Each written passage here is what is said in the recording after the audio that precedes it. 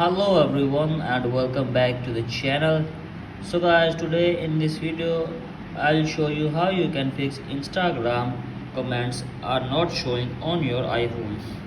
So guys, if you are facing this problem and you don't know that how can you fix this issue. So guys, today in this video I'll show you how can you fix it.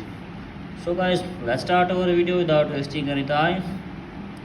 So guys, our first step is to open setting, and you have to make sure that there is not connected any VPN. If there is any connected VPN, then simply disconnect it, and after that you have to make sure that your internet connection is working properly. If your internet connection is not working properly, then you have to connect your internet to the strong Wi-Fi connection. So guys, after doing this, then you have to just simply go back and then open App Store. From here guys, simply tap on search and search for Instagram. Here it is.